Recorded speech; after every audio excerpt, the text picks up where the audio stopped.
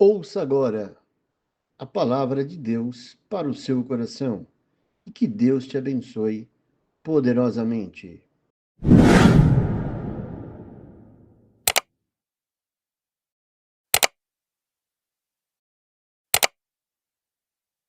Saudamos, amada igreja, com a gloriosa paz do Senhor Jesus.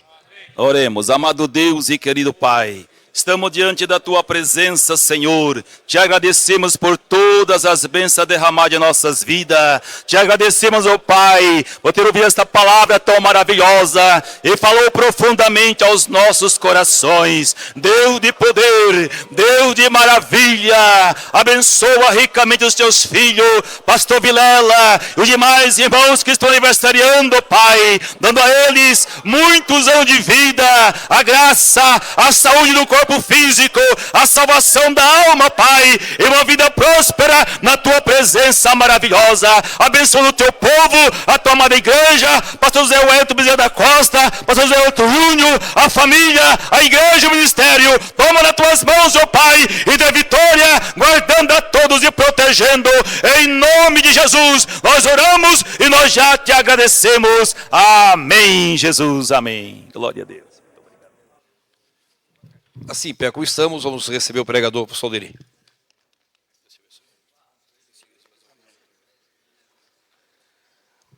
Graça e paz da parte de Deus seja contigo, amado irmão.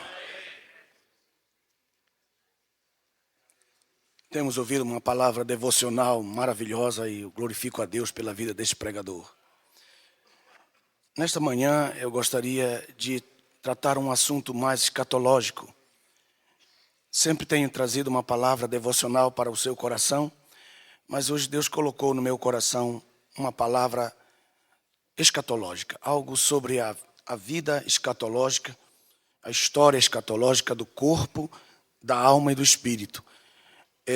O que vai acontecer com o corpo, o que vai acontecer com a alma e o que vai acontecer com o espírito do justo, do ímpio, em todos os aspectos.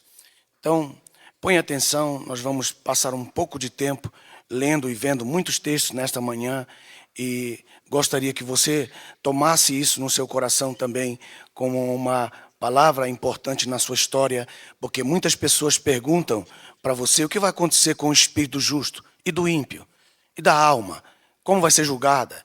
Enfim, vamos tratar deste assunto nesta manhã. Abra comigo a sua Bíblia no livro de Apocalipse.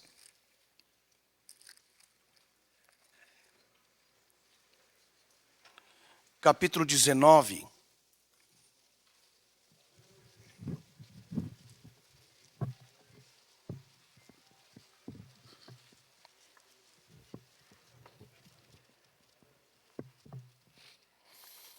Capítulo 19. Versículo 4. E vi tronos, e assentaram-se sobre eles, aqueles a quem foi dado o poder de julgar. E vi as almas daqueles que foram degolados pelo testemunho de Jesus e pela palavra de Deus, e que não adoraram a besta, nem a sua imagem, e não receberam o sinal na testa, nem na mão. E viveram e reinaram com Cristo durante 1000 anos. Versículo 5. É o capítulo 19. É o 20, desculpa. Desculpe. Capítulo 20. Verso 5. Mas os outros mortos não reviveram. Essa palavra aqui, veja só. Se tem uma caneta, você pode fazer uma ponte aí. Mas os outros mortos, esses outros mortos, não reviveram até que os 1000 anos se acabaram. Esta é a primeira ressurreição. Bem-aventurado e santo aquele que tem parte na primeira ressurreição. E sobre estes não tem poder a segunda morte. Marque a segunda morte, porque a segunda morte, meus irmãos já vão sentar, só estou terminando de ler. A segunda morte, meus irmãos, é um local. Digam todos. A segunda morte é um local, é um lugar. E é exatamente isso. No capítulo 20, verso 6, bem-aventurado e santo aquele que tem parte na primeira ressurreição, que ela é muito longa. E sobre estes não tem poder a segunda morte, mas serão sacerdotes de Deus e de Cristo, e reinarão com eles 1000 anos. Amém. Tome assento, por favor. Muito obrigado. Preste atenção bem nesse texto.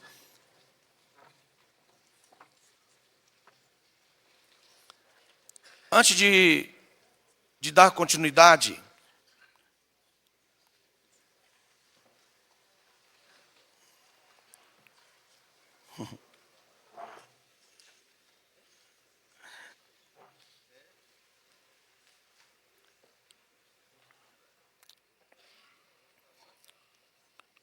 eu estou muito feliz nesta manhã, porque durante muitos anos, um período em que nós estivemos trabalhando fora do Brasil, em 2 países que eu tenho um amor especial,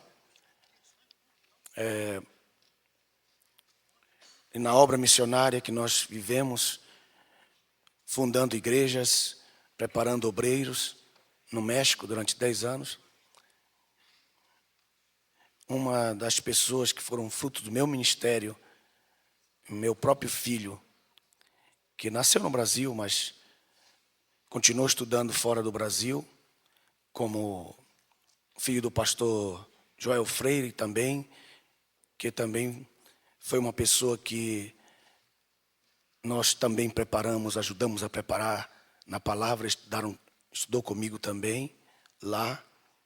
E hoje está num estado onde eu fui uma pessoa, eu posso considerar pioneiro em Nebraska.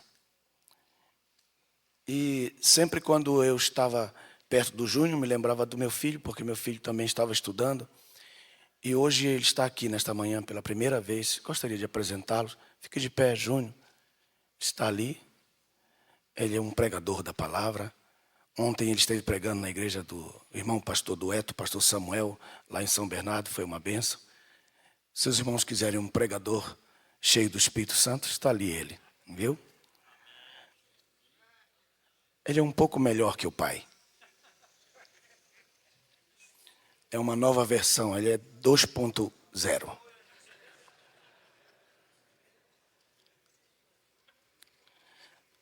Capítulo 19, versículo 6. Bem-aventurado e santo aquele que tem parte na primeira ressurreição, e sobre estes não tem poder a segunda morte, mas serão sacerdotes de Deus e de Cristo e reinarão com ele 1000 anos. Antes da gente dar continuidade, eu queria mostrar que esta segunda morte é um lugar.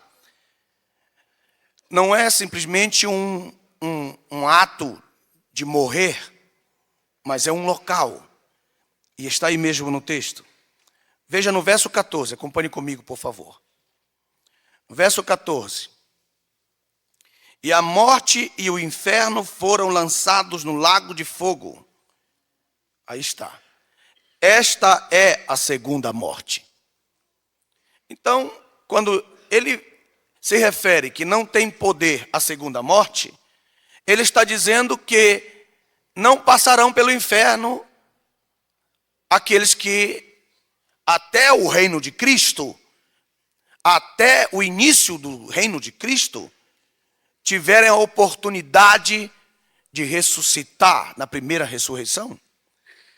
E a primeira ressurreição é muito larga, ela tem princípios, ela tem meios, tem fins.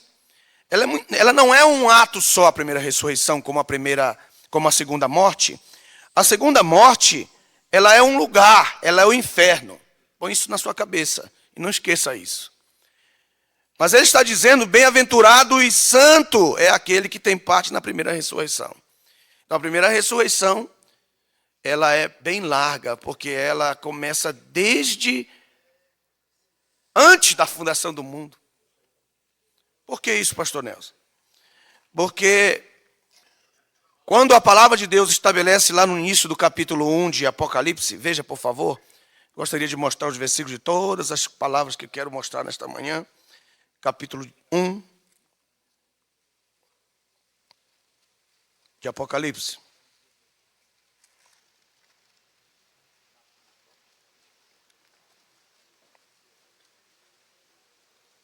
Versículo 17.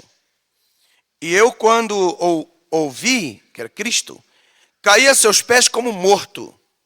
E ele pôs sobre mim a sua destra, dizendo-me: não temas, eu sou o primeiro e último. Esse primeiro e último não é no sentido de 1 e 1000 ou 1 e 100 para último, não. É o primeiro, o que era antes, quando estava no seio do Pai, e o último, depois da sua encarnação. Ele é também o mesmo que estava no seu ministério com João, que João colocava a sua cabeça no seu seio, como é aquele que está em glória. Porque João estava acostumado a colocar a sua cabeça no seu peito. E quando ele chegou na glória, ele disse assim: ele é muito grande, ele é grande demais. Vou colocar minha cabeça nos seus pés. E Jesus disse: não faça isso, meu filho. Faça como antes, eu ainda continuo igual, mesmo sendo grande. E para nós, muitas vezes, nós somos acostumados a colocar a cabeça no ombro de um colega quando ele não é nada. E quando ele chega a ser grande, ele não te conhece. E Jesus está dizendo: ei, eu ainda continuo o mesmo.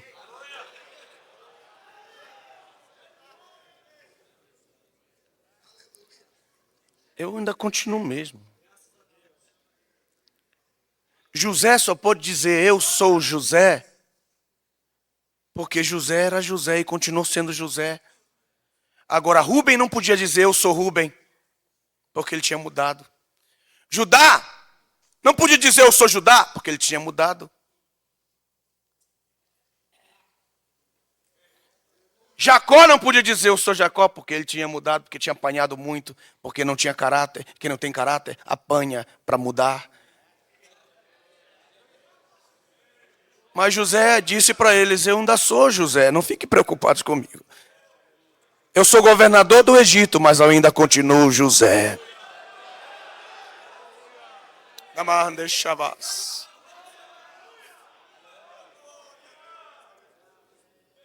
E no verso 17, veja.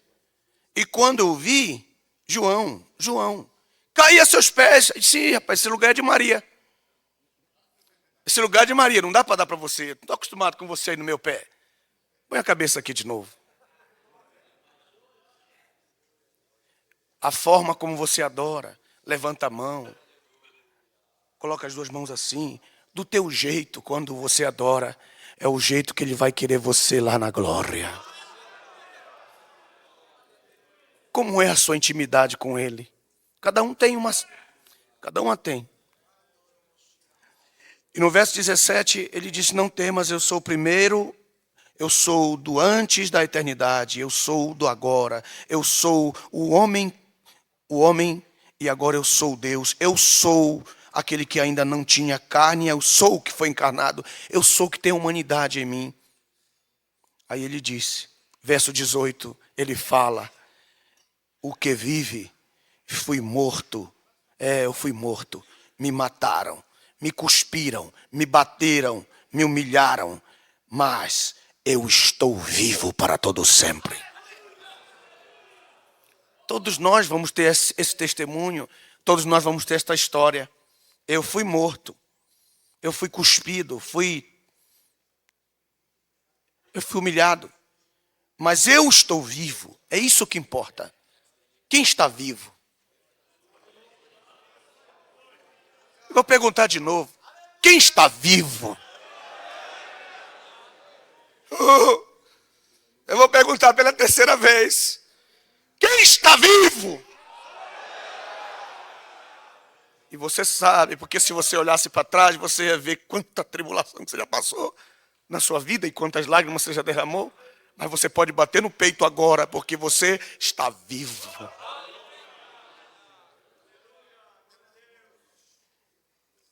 E você diz amém. Ele disse amém. Eu estou vivo para todo sempre. E ele ainda fala amém. Quem diz amém? E depois ele disse assim: e tenho as chaves da morte. Aí na sua Bíblia está inferno, não está? Não está? Em algumas Bíblias encontra-se inferno, mas a palavra aí é Hades. E ele está dizendo: eu tenho a chave da morte e do Hades. Porque a chave da morte e do Hades era o certificado de todo o seu trabalho na terra. A chave da morte e do Hades era o certificado absoluto, total, completo, de que ele havia vencido plenamente. Não é simplesmente uma chave, meus irmãos. E quando a Bíblia fala sobre tudo isso, fala, explica e determina sobre Satanás, aquele texto de Gênesis capítulo 3, versículo 15, que o Senhor põe inimizade entre a serpente, que é Satanás, e a semente da mulher. Há uma inimizade que nunca vai ser resolvida, porque foi uma inimizade entre Deus, foi que Deus pôs entre Deus e Satanás, entre você e Satanás.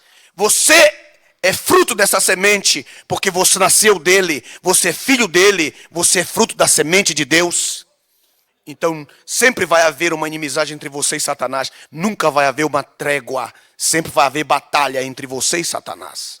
Satanás não gosta de você. E você também não gosta dele. E não tem jeito de você colocar bandeirinha de paz. Você termina uma luta, vence uma luta e começa outra. Porque não há trégua nessa batalha. Porque Satanás não gosta de você e você também não gosta dele. Mas, escute uma coisa agora. Isso é muito importante. No dia em que Satanás foi expulso da presença de Deus, Deus criou a igreja. Vou repetir bem claro mais uma vez. No dia em que Satanás foi expulso da presença de Deus, Deus criou a igreja. Agora escute uma coisa. Quando ele criou a igreja, ele criou com um objetivo. Para destruir Satanás. E diz assim a palavra quando ele criou a igreja. Para fazer com ele o que ela quiser e o que bem entender. Pastor Nelson, isso existe na Bíblia? Tem na Bíblia? Vou repetir de novo antes de ler o texto. Quando Satanás foi expulso da presença de Deus, Deus criou a igreja. E Paulo revela em Efésios, diz, antes da fundação do mundo, ele nos elegeu nele para louvor da sua glória. A igreja foi eleita, foi feita, foi realizada, foi completamente estabelecida para uma destruição de Satanás. Disse, eu nem vou sujar minhas mãos contigo, eu vou criar a igreja e a igreja vai dar o fim que ela quiser com você. Agora prove, pastor Nelson. A prova está em Ezequiel. Deixa alguma coisa marcando aí no capítulo que estávamos. No capítulo 31 de Ezequiel. 31 de Ezequiel. Capítulo 31. Tudo isso aqui é sobre a queda de Satanás. No verso 10 diz assim. Portanto, 31. Verso 10 de Ezequiel. Portanto, assim diz o Senhor, Jeová. Como te elevaste na tua estatura e se elevou o teu topo no meio dos espessos ramos, e o teu coração se exaltou na tua altura, eu te entregarei na mão da mais poderosa das nações, e ela te dará o tratamento que ela quiser pela sua impiedade.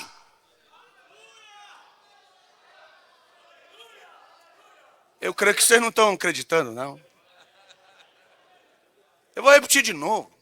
Eu estou dizendo que o Senhor, quando expulsou Satanás, ele disse, tu estás nas mãos da mais poderosa nação. E Pedro diz, nação santa, povo adquirido de Deus, propriedade exclusiva.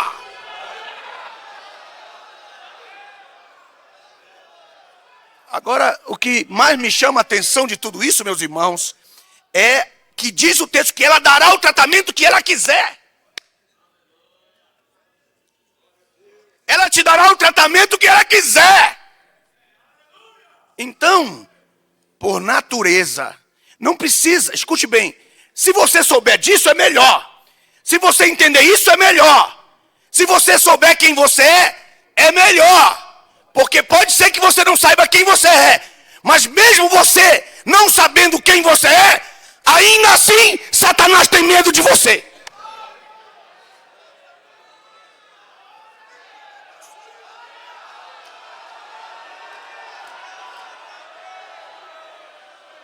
se você souber quem você é melhor. Como aquele filhote de águia que caiu dentro do quintal de um fazendeiro e ele criou junto com os gansos. E ele foi criado junto com os gansos. E comia comida de ganso. E a águia foi criando e os porões foram subindo, foram crescendo. E ele foi criado junto com os gansos. Se comunicava com os gansos e passou até a mentalidade de ganso. Mas ele era uma águia. E no dia que a natureza começou a se manifestar, ele bateu asa e foi embora. Eu não sou ganso, eu sou águia. Meu irmão, podem até criar você como ganso, mas o dia que Deus te revelar quem você é,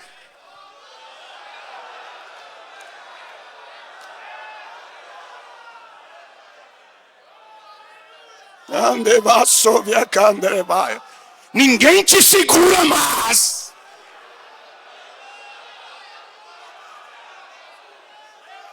Agora, se eu sei, segundo a palavra, que eu tenho autoridade como igreja para dar tratamento a Satanás, de acordo como eu quiser, eu temo a Satanás, minha igreja não é avivada só quando vem um demoniado, não.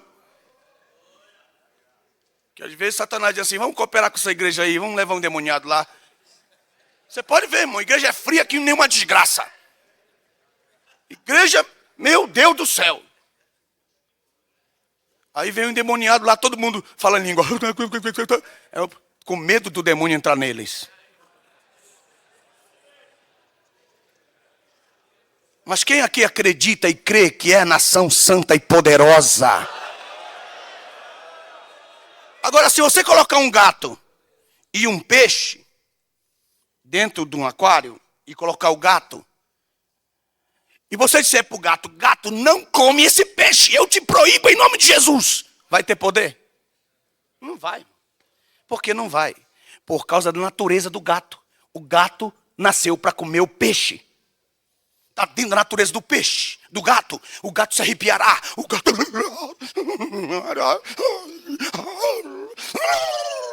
E vai comer o peixe. É a mesma coisa com você. Você tem uma natureza. A natureza é de destruir as obras de Satanás. Está dentro de você, é inerente dentro de você, como igreja. Todo o período da nossa história, da nossa vida, ela se divide na cruz de Cristo. No caveira, no lugar chamado caveira. E os irmãos sabem que o lugar chamado caveira era um lugar predileto de Deus.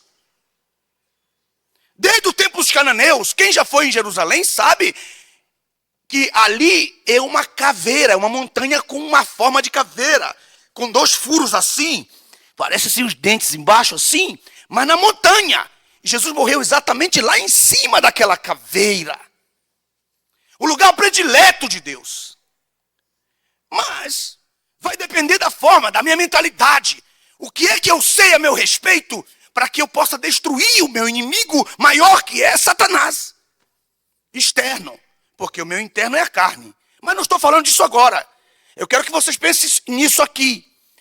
O lugar predileto de Deus para a destruição de Satanás foi na cruz do Calvário, onde Jesus o expôs à vergonha eterna, total, absoluta. Mas Deus foi muito modesto, que ele deixou escuro para que ninguém visse. As tuas maiores batalhas, Deus coloca na escuridão, ninguém vê. Para que você não fique envaidecido e só Ele receba a glória e a honra. E se puder nem dar testemunho, nem dei. Porque nem os evangelistas viram. Mas aquele lugar é um lugar predileto de Deus. Porque representava a cara de Satanás, a cabeça original de Satanás. Por que você fala isso, pregador? Vou repetir de novo. A cara de Satanás, o rosto oficial de Satanás. E ainda mais, existe alguma coisa a mais. Ainda é cabeluda, uma caveira cabeluda. Mas onde é que está isso, pastor Nelson? Veja nos Salmos. Salmos.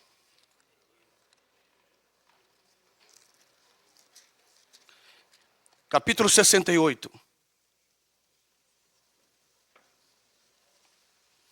Versículo 21.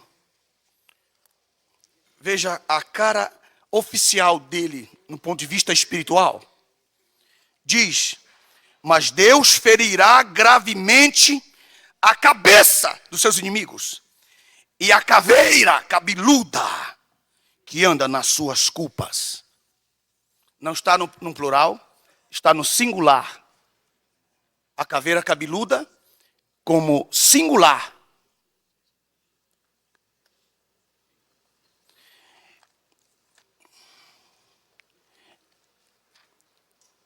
Agora veja essa visão. Aleluia. A glória da igreja.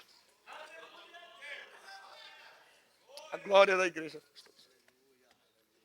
Você saber quem você é muito importante. Você é a igreja. Você é a igreja, você é a esposa. Antes da morte de Cristo, veja bem, a posição sua era outra. Agora é uma nova posição, é em Cristo. Agora, no capítulo 27 de Mateus, veja como Deus tinha isso como predileto, para mostrar na história, para mostrar na geografia humana da terra, uma prova absoluta da sua vitória completa na cruz do Calvário. Capítulo 27, veja o texto. Versículo 50, Mateus. E Jesus, clamando outra vez com grande voz, entregou o seu espírito. Entre o verso 50 e o 51, meus irmãos, a alma de Jesus sai daí do seu espírito junto com o seu espírito. O seu espírito vai ao Pai. O seu espírito vai ao Pai. Mas a alma de Jesus, ela vai até o tabernáculo celestial, não feito por mãos humanas, para levar o sangue e colocar o sangue em cima do propiciatório. Entre o versículo 50 e o 51, existe um mundo de coisas que aconteceram. Mas os irmãos sabem que existiam 2 querubins. Os irmãos sabem também que existia uma espada que dizia, que tinha uma lei: quem entra aqui, eu não perdoo. Quem entrar aqui, eu não perdoo. E um dos maiores temores do Senhor Jesus como homem era essa espada. Porque essa espada não feriu o seu corpo. Os evangelistas não falaram isso, mas o profeta Isaías falou em Simeão. Simeão, quando levantou nos braços, ele disse: uma espada traspassará a sua alma. Alma. Simeão estava concordando com o salmista. No capítulo 22, no salmista, capítulo 22, no Salmo 22, versículo 20 em diante, ele disse: livra minha alma da espada. E o irmão sabe que o capítulo 22 é todo messiânico. Não fala de Davi, o próprio profeta em si mesmo, Pedro, quando profetizou sobre isso em Atos capítulo 2, referindo-se a Davi, ele disse... Não falava de Davi, mas de Jesus. A respeito do Salmo 22. A espada, ele temia a espada. Porque ele teria que entrar no Santíssimo Lugar. Ele teria que entrar ali. Ele teria que passar pelos querubins que fechavam a porta do Éden celestial. Isto é, que fechavam a porta do lugar santíssimo, que estava completamente fechada por causa do pecado do homem. E quando ele entrega seu espírito, sua alma entra naquele momento no tabernáculo celestial, o véu do templo se rasga embaixo. Eram 2. É uma coisa simultânea. Pare para pensar, por favor. Observe que a sua entrada no tabernáculo celestial, a partir do capítulo 5 de Hebreus até o capítulo 10, só se fala disso, da sua entrada no santuário celestial. E no capítulo 10, no verso 19, ele diz: agora entrai com toda ousadia no santíssimo lugar, pelo caminho novo e vivo que Cristo inaugurou. Mas pare para pensar um pouco agora a respeito dessa entrada maravilhosa que ele vai entrar. Os querubins que tinham poder para guardar a entrada, porque todos os santíssimos, desde o início, todos os santíssimos dos templos, o templo do Éden em si, o templo Sinai, que também foi dividido no primeiro dia, segundo dia, terceiro dia, que foi dividido em átrio, que foi dividido em santo e lugar santíssimo. Isso está no capítulo 19 de Êxodo. que Deus dividiu o Sinai inteiro como um próprio tabernáculo e disse para o povo não se aproximar no átrio. No átrio ele disse, vocês façam um altar de pedra, e o candeeiro desse tabernáculo era a sarça, a própria sarça de Moisés. Era tudo natural. E o Senhor veio com a sua glória sobre o Santíssimo, e o povo rejeitou e disse, não queremos ser sacerdotes. Moisés, fale por nós. Nós não queremos isso. Rejeitou e voltou atrás. Isso está no capítulo 19 e no capítulo 20 de Êxodo. E quando o Senhor Jesus entrega seu Espírito aqui no verso 50, entre os 50 e 51, ele entra no Santíssimo Lugar. E quando ele vai entrando, perguntas: quem é este? Quem é este? Quem é este que vem de Edom e de Bosra, vestido com as suas vestes salpicadas de sangue? Quem é este? Quem é este? Ele responde, sou eu, poderoso para salvar e cavalgo na minha força.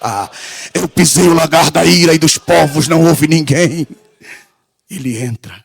E quando ele entra, meus irmãos, automaticamente o véu do templo se rasga lá embaixo. Quando ele entra no Santíssimo Lugar, não há mais porta fechada para nenhum de nós que estamos aqui. Veja o versículo 51 agora, no capítulo 27, verso 51 diz, e eis que o véu do templo se rasgou em dois, de alto a baixo, e tremeu a terra, e fenderam-se as pedras. Verso 52, e abriram-se os sepulcros, e muitos corpos de santos que dormiam. Isso inclui, se você tem uma caneta, escreva aí, esses corpos de santos que ressuscitaram aqui, eles não voltaram mais a morrer.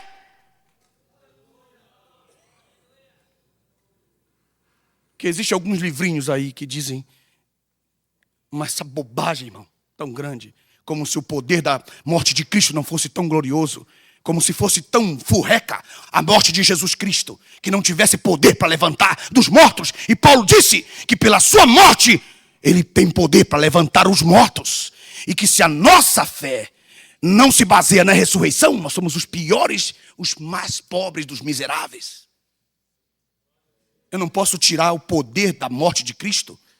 E por que que na morte de Cristo, diz o texto aqui, veja só, diz o texto, abriram-se os sepulcros e muitos dos santos, desde Adão até Moisés, mas Moisés não estava. Eu estou só falando da época de Moisés. Vou repetir de novo, mas Moisés não estava. Desde Adão até aqueles que creram naquilo que Moisés falou, porque eles criam para trás, meus irmãos. Estava mais perto o cordeiro imolado antes da fundação do mundo. Porque há dois textos. O cordeiro imolado antes da fundação do mundo, que é no propósito de Deus eterno, na presciência de Deus. E o cordeiro imolado desde a fundação do mundo, que é o tipo que foi feito no Éden, quando Deus matou o cordeiro para vestir Adão. Quando ele mata um cordeiro para vestir Adão, ali é uma tipologia absoluta de Jesus Cristo, que é o único que é capaz de nos vestir com um novo homem, para o novo Éden, para o novo tempo, meus irmãos. Então estava mais próximo de Moisés para trás. É lógico que estava mais perto o cordeiro que foi morto desde a fundação do mundo. Estava mais próximo. Estava mais próximo por quê? Mais próximo do que o cordeiro mesmo, o real, que ia morrer lá na frente mesmo. Estava muito mais próximo. Então, eles criam para trás, mas criam na mesma fé nossa. Nós também queremos para trás agora. Nós temos 2000 anos para trás. Então também nós queremos para trás. Vocês estão entendendo? Agora, Israel, que ainda não veio para o Messias, que ainda não veio ao reconhecimento do Messias, está querendo para frente. Por quê? Porque o Cristo ainda não se manifestou para eles. Porque na sua manifestação eles o rejeitaram. Então eles continuam querendo para frente, a esperança de que ele virá. Mas nós não, nós queremos para trás. Por quê? Porque ele já veio, já morreu, já ressuscitou e já vai voltar para nós. Então igual nós, hoje, os de Moisés para trás, não de Moisés, Moisés não estava, mas da época de Moisés. Da época de Moisés para trás, eles criam para o cordeiro, que foi morto antes da fundação do mundo e desde a fundação do mundo. Então é mais fácil para eles. Se na sua segunda revelação ele vem para a terra, não importa se você vem para morrer ou não, é a segunda revelação. Na segunda revelação, é impossível que eles continuem na morte. Porque na segunda manifestação de Cristo, eles têm que ressuscitar.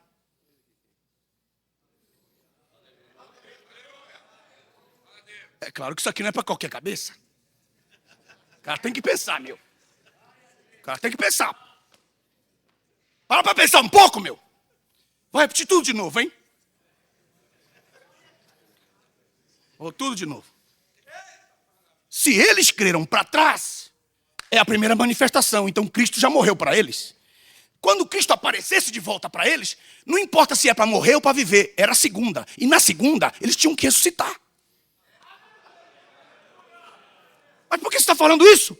Porque quando Jesus morreu na cruz era a sua segunda manifestação. Então o pessoal que estava no Hades, de Adão até Moisés, disse, nós já cremos nesse negócio aí.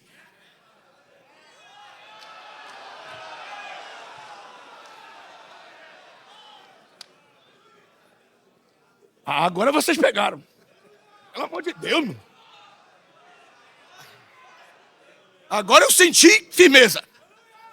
Então, na segunda manifestação dele, eles não podiam morrer e ficar mortos, irmão. Porque nós cremos em Cristo. Diga amém. Eu vou te dar mais uma chance. Nós cremos em Cristo. Na sua segunda manifestação, é impossível que você fique na morte. Tem que ressuscitar, porque na segunda tem que vencer.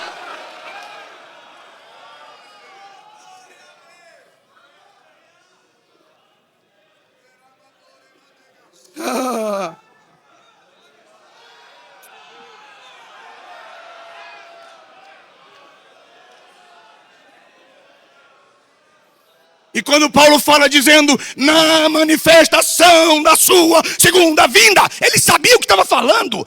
Paulo disse, na manifestação da sua segunda vinda.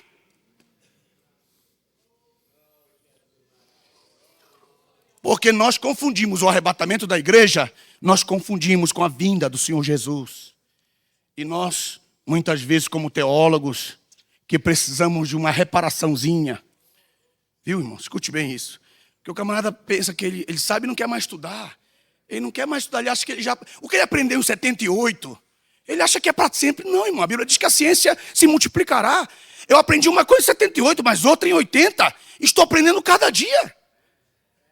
Eu me sento ali, estava ouvindo o pastor e estou aprontando, escrevendo. Eu não perco, às vezes, uma frase que a pessoa diz. Pode nos trazer uma revelação extraordinária que muda o nosso ministério. Uma frase. O pregador mais furreca que possa existir pode te ensinar alguma coisa, pelo menos. Não pregar igual ele. Pelo menos isso.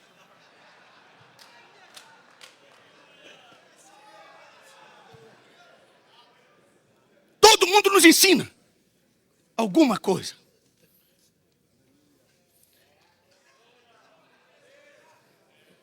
Então, na questão do arrebatamento da igreja, nós confundimos o arrebatamento com a segunda vinda. A maioria de nós confunde arrebatamento com a segunda vinda. E o arrebatamento é a nossa reunião com Ele para a sua segunda vinda. Vou repetir de novo. O arrebatamento é a nossa reunião com Ele para a sua segunda vinda. Jesus não vai vir na segunda vinda fase A. Não sei de onde eles inventaram isso. Jesus não vai vir segunda vinda fase A, segunda vinda fase B. Quem falou isso para você, rapaz? Ele só vem a sua segunda vinda. Mas antes da Nova Jerusalém, que desce do céu, ataviada como uma noiva para o seu esposo, a Nova Jerusalém que desce de Deus, quando ela estiver 7 anos do lugar que ela vai ficar para sempre sobre a terra, 7 anos, a igreja vai ser introduzida para dentro dela e vai continuar descendo.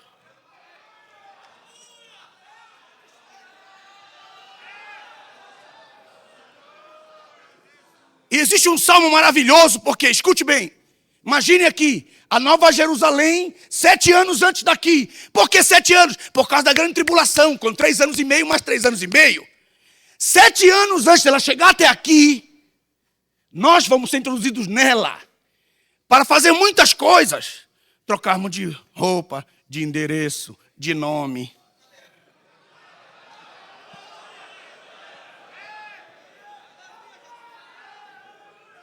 Participar das bodas do Cordeiro. Matar o jejum de Jesus, porque tem 2000 anos que ele está em jejum. Porque ele disse, não beberei do fruto desta vide, até que eu beba novo no reino do meu Pai. Jesus está de jejum 2000 anos de vinho, e ele está com muita vontade de beber.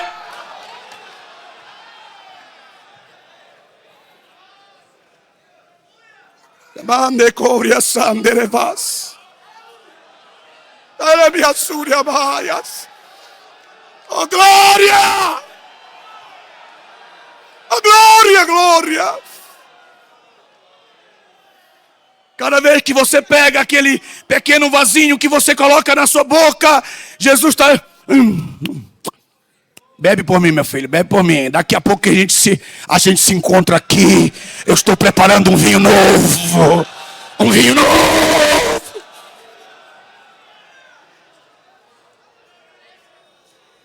Vestimentas.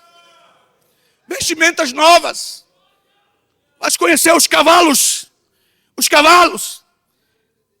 Onde vocês vão montar como um exército para aquele grande dia da batalha. Quando a cidade chegar aqui, ele sai com a sua igreja e seu exército para a batalha do Armagedon. Essa é a segunda vinda. É o dia do Senhor, o grande dia terrível, o dia da ira. É o Armagedon, é a volta do Senhor Jesus. É tudo isso num só. Mas aqui é o arrebatamento. Você será introduzido aqui. Porque 7 anos virão de grande luta, de grande tribulação. Então o salmista antevendo isso, sem talvez pensar, talvez pensando, ou sei lá, mas escreveu. No capítulo 46 do livro de Salmos, ele conta essa história direito. Veja o Salmo. Quando a igreja for arrebatada, irmãos, nós vamos cantar este Salmo. Lembre-se bem que um profeta falou aqui no Belenzinho, hein? Capítulo 46, verso 1. Nós vamos cantar este Salmo quando nós entrarmos na Nova Jerusalém. Passarão alguns momentos, porque estaremos já aí na eternidade, não no tempo dos homens.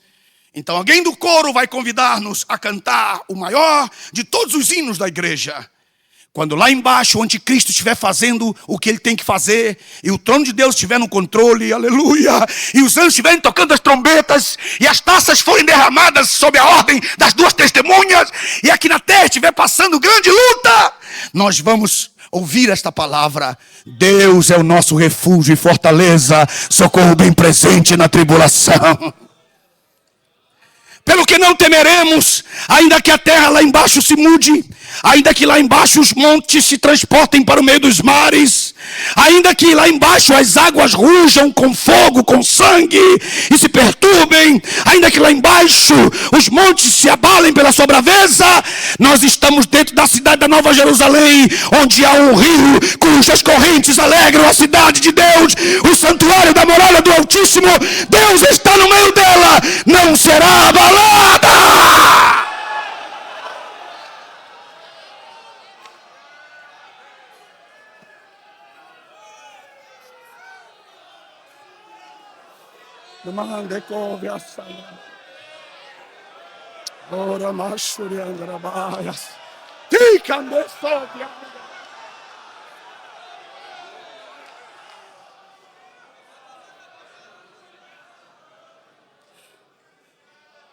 Só se você não quiser ver.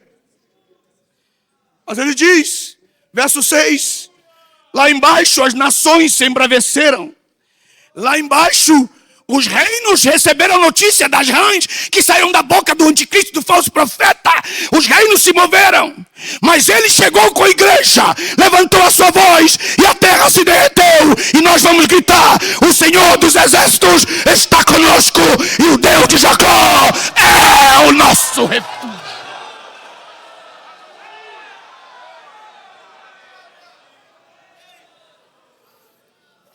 E ainda saindo da cidade da Nova Jerusalém, nós vamos assistir de camarote tudo aquilo. Ah, vocês não me ouviram, eu vou repetir de novo. Nós vamos assistir de camarote.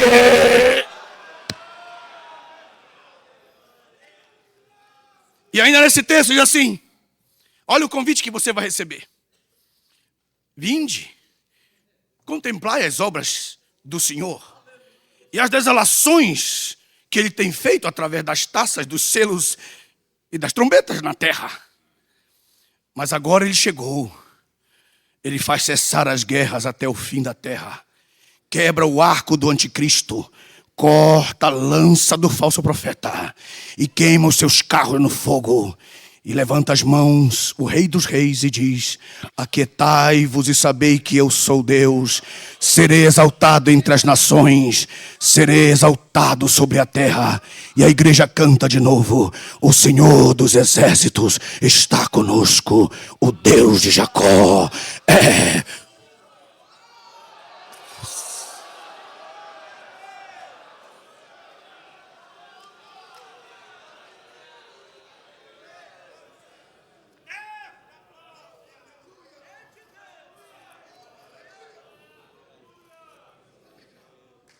Eu não posso desassociar essa questão.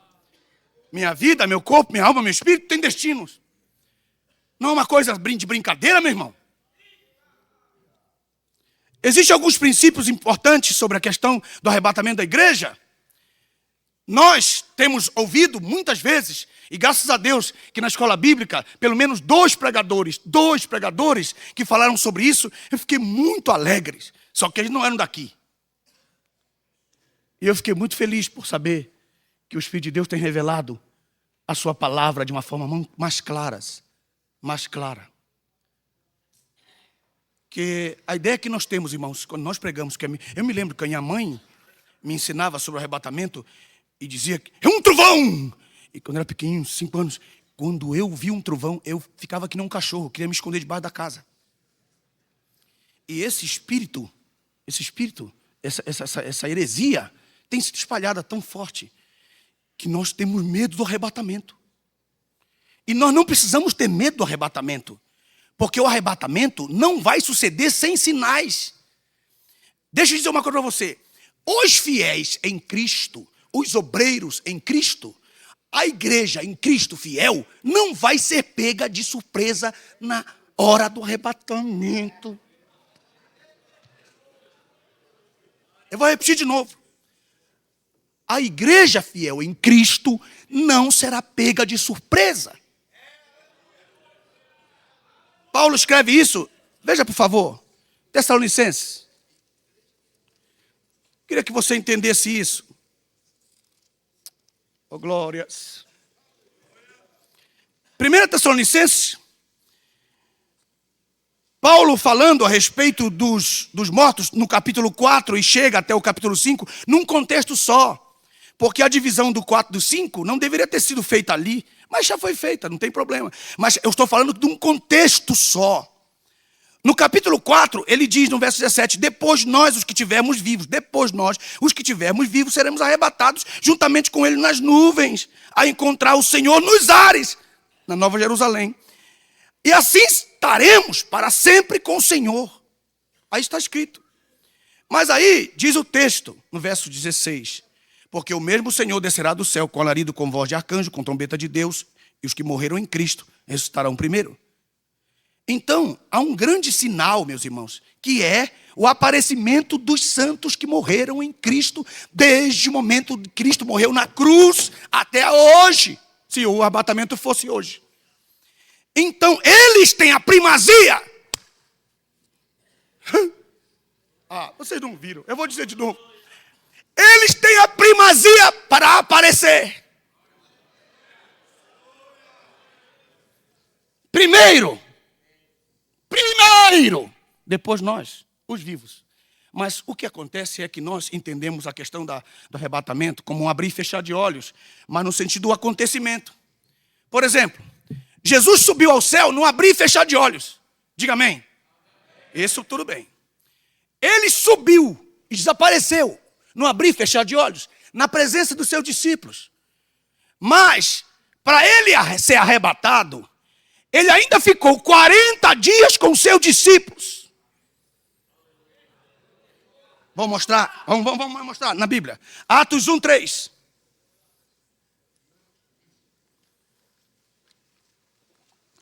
aos quais também, depois de ter aparecido, apresentou-se vivo, com muitas e infalíveis provas, sendo visto por eles, por espaço de 40 dias, falando do que respeita ao reino de Deus. Então, depois que ele ressuscitou, escute bem, irmão, isso aqui é muito forte, isso aqui é uma bomba. Escute, isso vai explodir mesmo, não tem problema. Agora escute isso. Quando o Senhor Jesus foi assunto aos céus, ele já havia passado 40 dias com seus discípulos, que é o período do embalsamamento. Quando Jacó foi morto, 40 dias ele precisou ser embalsamado. Isso é, o período da absoluta transformação. Porque não é uma varinha de milagre, é uma adaptação física. Por exemplo, Jesus comeu aquele peixe, e ele comeu. E depois ele voltou a passar pela parede, e o peixe não ficou na parede.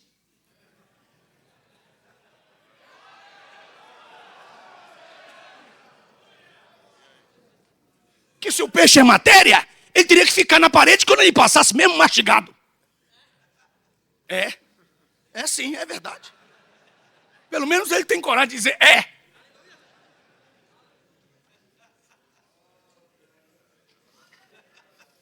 Agora escute. Vai fazer pipi o Jesus ressuscitado? Não. Vai fazer pupu o Jesus ressuscitado? Não. Nunca mais vai ao vaso sanitário ou fazer pipi ou outra coisa. Não. Por quê? Porque deixa de ter o corpo da digestão e passa a ter o corpo da combustão.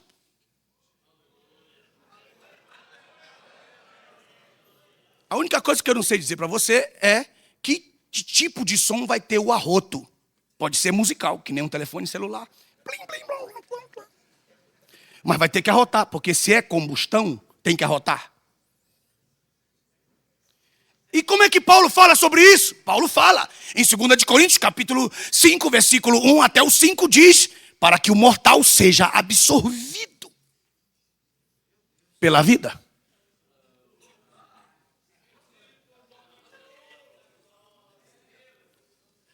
Nunca mais você vai ao banheiro. Não pense que você vai ao banheiro depois da ressurreição. Agora escute. Você comerá comida física ou espiritual sem ter problema nenhum, por causa do corpo da ressurreição, que é um corpo glorioso, feito pelas mãos do Pai. E Paulo disse: se eu não estiver nu... Veja o texto, irmão. Veja. Vocês estão me olhando com essa cara meio estranha.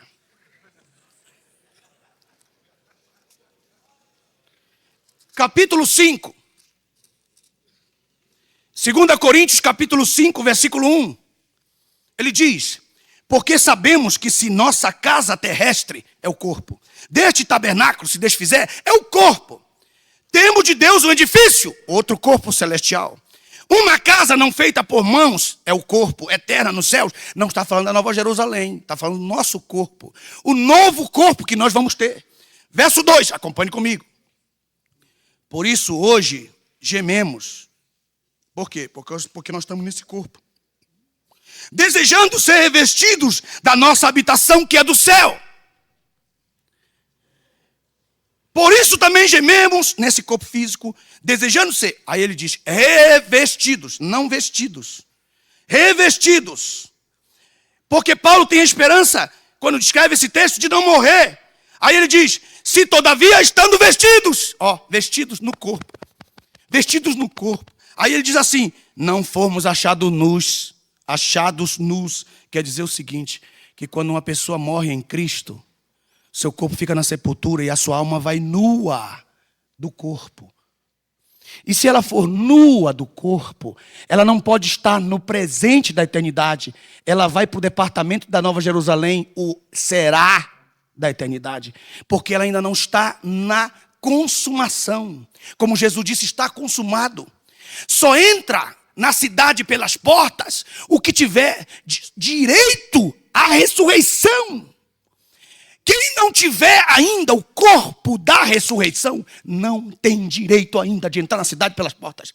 Por isso eles terão que descer antes do arrebatamento, revestir-se do novo corpo, para se juntar conosco, os que estivermos vivos, e então juntos estaremos para sempre com o Senhor. Mas por que eles não entram logo? Porque já que eles estão lá, porque qualquer pessoa pode fazer essa pergunta, já que eles estão lá, por que não ficam lá de uma vez? Isso é uma longa história, meu amigo. Eles terão que voltar para o corpo para poder receber o corpo da ressurreição, porque sem o corpo da ressurreição eles não entram pela cidade, pelas portas. Por isso que eu falei para vocês sobre a questão do arrebatamento, que ela é importante, porque a questão da presença de Jesus nos 40 dias foi importante para falar aos discípulos, dar ordem aos seus discípulos, ordenar a sua casa, estabelecer. Agora, volte a 1 Tessalonicenses, capítulo 1, quando ele diz assim, capítulo 5, obrigado, verso 1. Mas, irmãos, acerca dos tempos e das estações, não necessitais de que vos escreva, porque tempos e estações são 70 semanas de Daniel, meu irmão. Tempos e estações é coisa de Israel, é para Israel. E você, igreja, não tem necessidade de escrever sobre isso. É o que ele está dizendo aqui. Aí ele diz assim no verso 2, acompanhe comigo. Porque vós mesmos sabeis muito bem, o dia do Senhor virá como ladrão. O dia do Senhor é a sua segunda vinda, a sua parousia, seu aparecimento em glória, para que todo olho o veja. Esse dia não é o arrebatamento. Aí ele diz aqui, no verso 3, ele diz: pois quando disserem haja paz e segurança, então lhes sobrevirá, não vos, lhes quem? Israel. Não vos, lhes sobrevirá repentina destruição, como as dores de parto, aquela que está grávida, de Apocalipse 12. E de modo nenhum escaparão. Aí ele diz no verso 4, e se alegre com isso: mas vós, irmãos, não estáis em trevas, para que aquele dia vos surpreenda.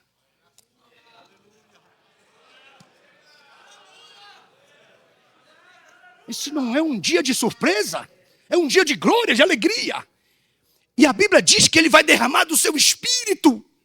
Irmão, batista tradicional, batista renovado, assembleia renovada, assembleia nova, seja o que for, meu irmão, Deus vai tirar dessas igrejas o escolhido.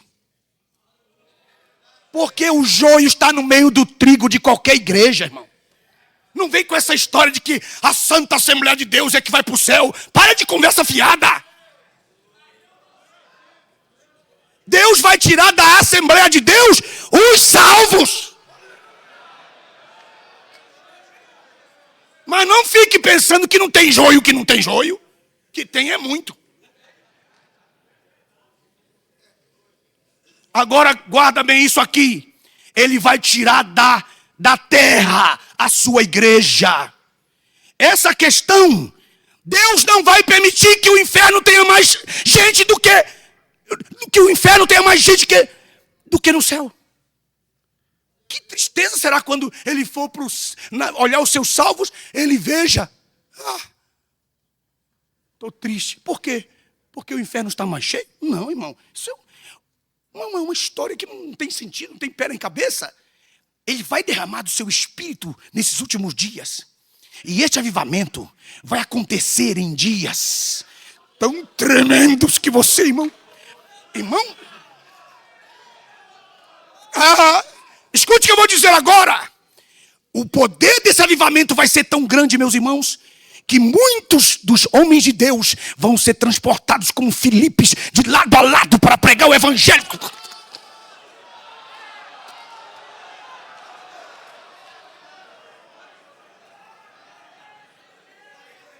O avivamento vai ser tão grande que tem gente aqui que não crê, vai ficar babando. Porque você tem, irmão, se você tem algum problema quanto ao avivamento, você não pode ficar nesses últimos dias. Você pede para Jesus te levar antes. Jesus me leva antes do arrebatamento. Pede para Jesus, porque vai acontecer. E aqui, eu quero engatilhar a marcha final dessa mensagem. E segura firme aí. Escute isso. Existem dois tipos do arrebatamento da igreja. Enoque e Elias. Enoque e Elias. Moisés é o tipo dos que vão morrer e ressuscitar. Moisés. Mas a igreja é dividida entre militante e triunfante. A igreja triunfante são os que já morreram em Cristo. E o militante, o grupo militante, são os que estão vivos. Então Jesus tem que resolver esse problema do militante e do triunfante. O triunfante tem que ressuscitar e assumir corpo. O militante tem que ser revestido do novo corpo para se tornar uma só. Agora escute, nós temos dois tipos. Diga comigo, igreja. Diga comigo, Enoque e Elias. Agora a pergunta, olhe para o seu irmão e pergunta para ele, qual a diferença tipológica entre Enoque e Elias? Pergunte.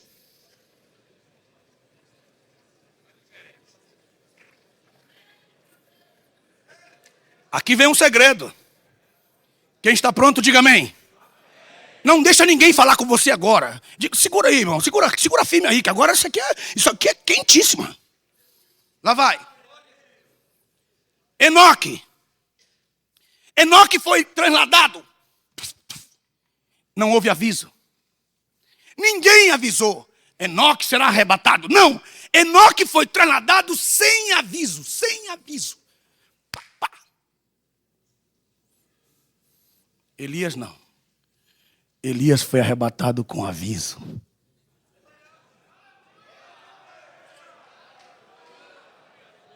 Vamos ver isso na Bíblia. Esse negócio tem que ser segundo Reis. Na Bíblia. Orendecovias. Presta atenção agora que aqui um negócio aqui um negócio. Pega o negócio aqui. Vamos lá. Capítulo 2. Segundo Reis. Versículo 1 em diante. Sucedeu, pois, que, havendo o Senhor de elevar Elias do redemoinho, ele não foi em cavalos, ele foi em redemoinho, rapaz. Aquela música dos cavalos. Para com isso, irmão, vai cantar direito, irmão. Pelo amor de Deus, irmão, como é que pode um negócio desse? Veja o texto. Elias no redemoinho ao céu. Elias partiu com Eliseu de Gilgal, de onde eles estavam em Gilgal. Olha na Bíblia, não olhe para mim, olha na Bíblia, camarada.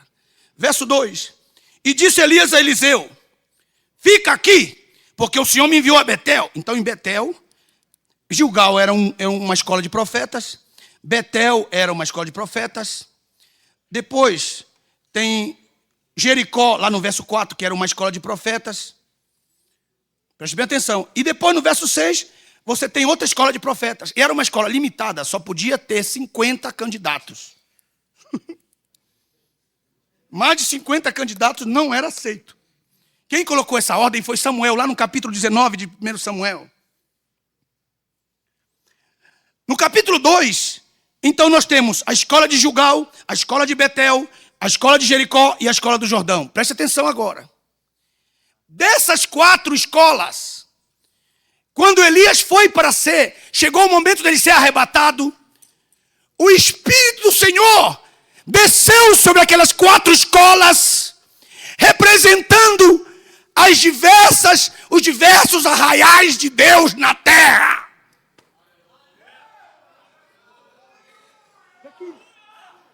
Representando os diversos e diferentes arraiais, igrejas de Deus na terra.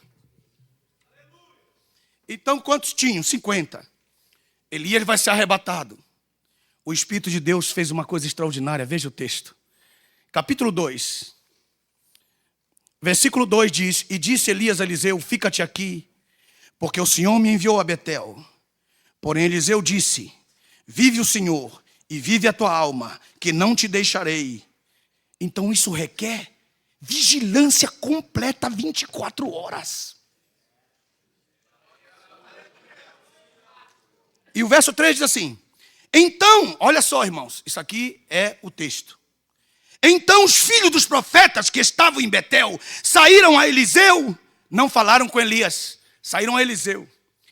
E disseram-lhe, sabes que o Senhor hoje tomará o teu senhor por cima da tua cabeça.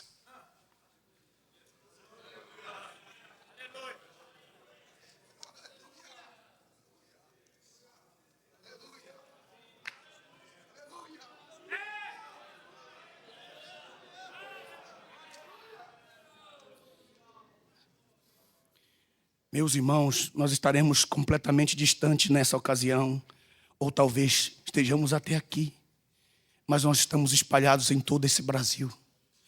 Mas não fique pensando que isso aqui será uma surpresa. O Espírito de Deus que está dentro de nós vai começar a falar conosco de uma linguagem.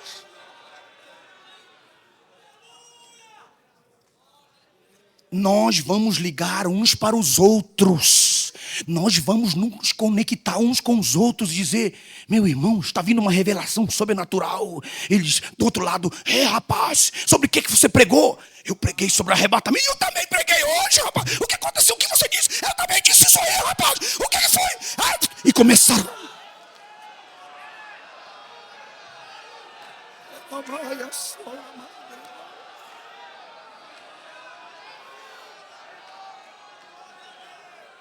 Meus irmãos, nós vamos falar em línguas. Vamos começar a compreender o que um fala. Quando um tiver e o outro,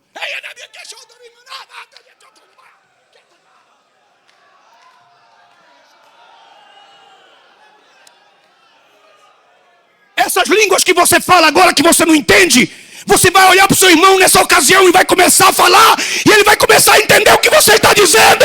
Chegou a hora!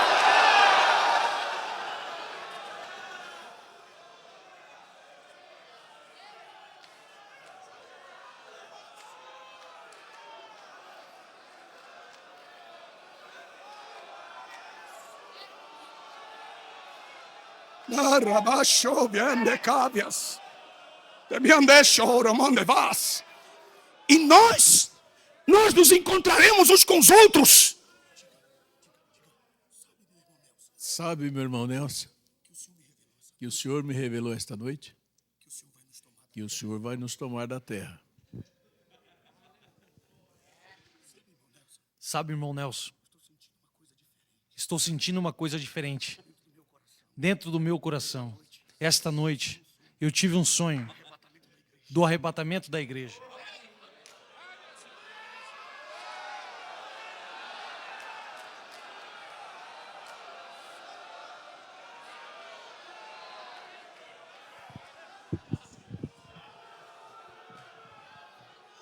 Pai, Demas, Maria sua, Andera Baia, Sébia, Condere Manaia, Erema, Covia, Sondere Maias.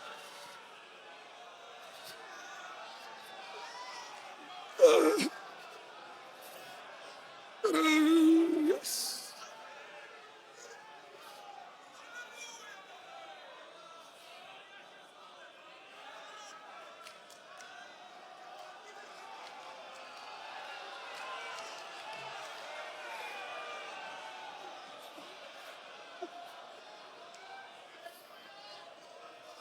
Igreja, escute. O nosso transporte será num abrir e fechar de olhos. O transporte, camarada, o transporte, o rápido, o arrebatamento, o transporte será no abrir e fechar de olhos. Mas vai acontecer muita coisa antes.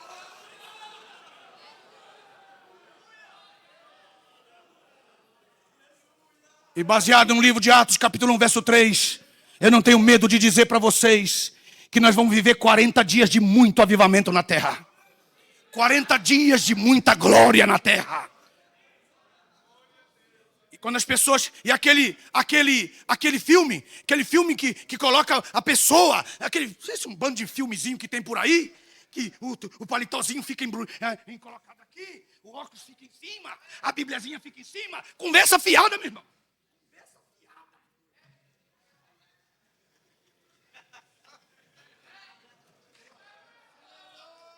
Escute aqui. Aqui. O sapato. Sem tirar o cadarço. A meia lá dentro.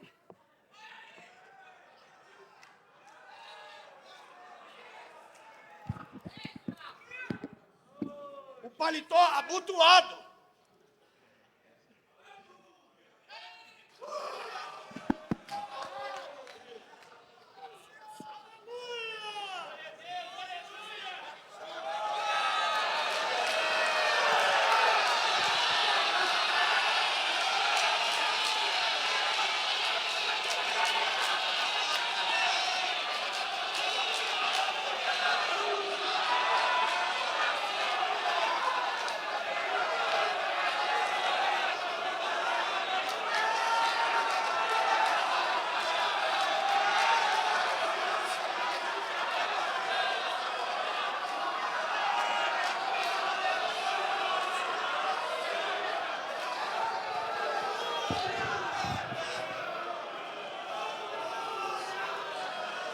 E o texto?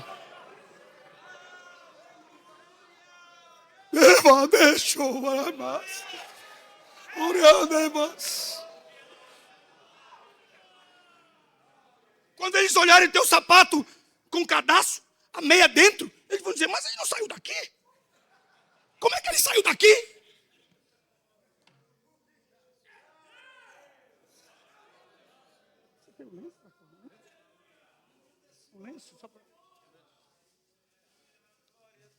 Por que você acha que Pedro e João conheceu que Jesus ressuscitou?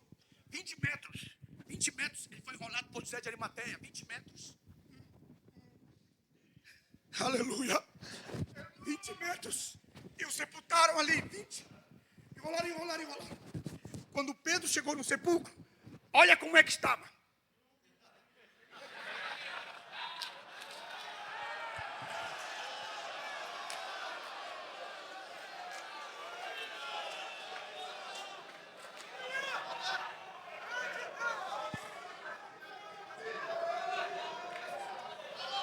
E a Bíblia diz que viu e creu.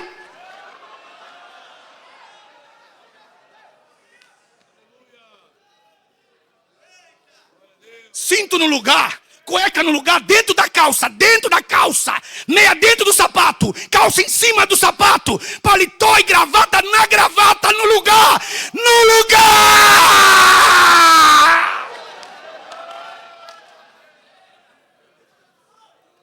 Para onde é que ele foi?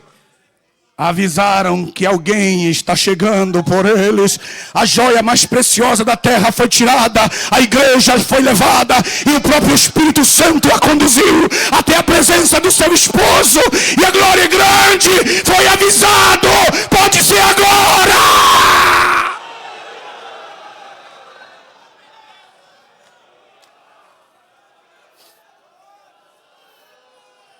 E não fandessa. Temene vesci andama covia, te sendere bande subia mande covia, sandere bade chamere vegas.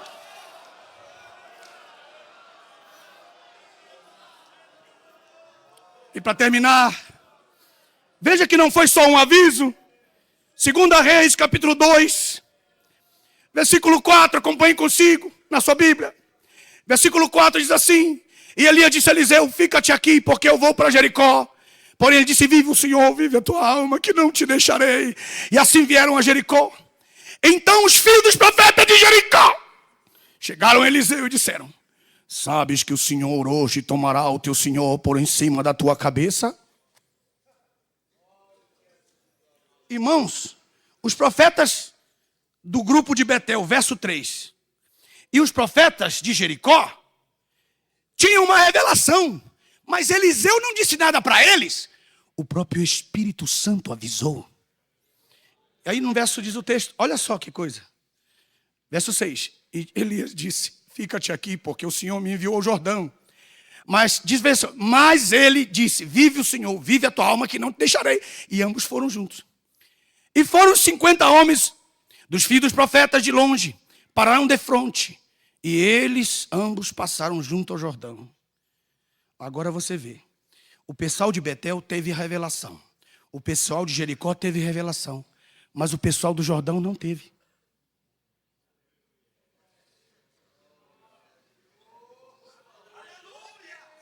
Quem tem o Espírito de Deus vai entender isso. Eu vou dizer para vocês. Nós estamos vivendo da igreja de Filadélfia para a igreja de Laodiceia, que é a última igreja. A igreja de Filadélfia vai ter a revelação da porta aberta. Eis que pus diante de ti uma porta aberta. A igreja de Filadélfia será arrebatada, mas a igreja de Laodiceia não terá esta revelação. Meus irmãos, quantos de nós, olha só, nós estamos aqui toda a primeira, segunda-feira do mês estudando a palavra. 12 vezes ao ano, mais a escola bíblica. 16 vezes mais a escola bíblica, soma com 12. Estudando, nos vendo cara a cara, tendo comunhão, conhecendo um ao outro. O que nós estamos fazendo aqui? Conversa fiada? Não. Nós estamos aqui sentados para ouvir a palavra. E olha o que Deus está falando. Prepara-te para o encontro do teu Deus. Prepara-te para o encontro com o Senhor, teu Deus. Prepara-te. E eu quero que vocês entendam uma coisa, meus irmãos. Esse pessoal do Jordão, não teve a revelação. Escute isso. Quando Elias foi retirado, você acredita que eles foram procurar Elias na montanha?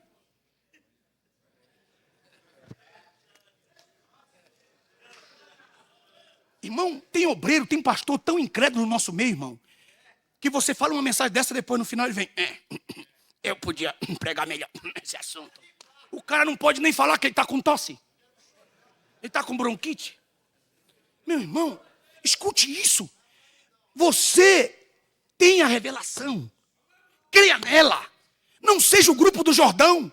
Está na escola dos profetas. Está no Belém toda primeira, segunda-feira. Mas não sabe nada.